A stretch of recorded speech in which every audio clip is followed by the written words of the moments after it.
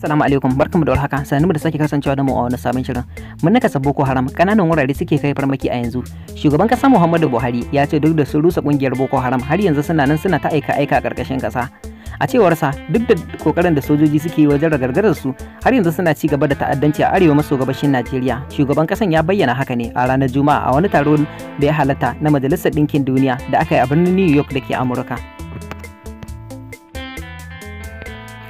Shugaban kasa Muhammadu Buhari ya ce an raba kan mayakan Boko Haram an kuma rusa su. Zakebul ta kuma rawaito cewa a cewarsa duk da kokarin da sojoji suke wajen ragargazar su har yanzu suna nan suna ta'addanci kuma ba su daina kai farmaki ba. Ya yi wannan furucin ne a ranar Juma'a a wani taron Majalisar Ɗinkin Duniya a birnin New York da ke Amurka. A cewarsa ta'addanci na ci gaba da yaduwa a faɗin duniya. A Najeriya duk da sojoji sun raba kan 'yan Boko Haram kuma an rusa su, tana nan tana ci gaba da kai wa jama'a farmaki. Najeriya ta ci gaba da yin aiki ta ƙuro don ganin an kawo ƙarshen ta'addanci a ƙasar.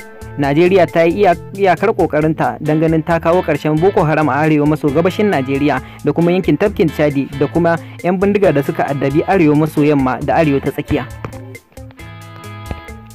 Jami'an tsaron Najeriya sun samu nasarori masu tarin yawa yayin yaƙi da ta'addanci sakamakon kaimin da sojoji suka ƙara. Mayaka da dama sun zubar da makamansu. Shugaban kasa Buhari ya ce gwamnatinsa za ta iya kokarinta don ganin ta samar da zaman lafiya da kwanciyar hankali ga mata, yara, masu nakasa, 'yan gudun hijira da dai sauransu. Ya yi kira kuma ga duniya da akan a tare a kawo ƙarshen cin zarafin da ake yi wa mata, yara. Zakebul ta kuma wallafa. Shugaban kasa ya sake yin kira akan sanar da take karuwa a faɗin duniya na bambancin launin fata da sauransu a tsakanin jama'a. Duka anan muke zuwa muku da ƙarshen jawabi nasa. Idan wannan shine karon ku na farko zuwa na ta muku danna subscribe, ku like da comment, gyara ko korafi sai an jima.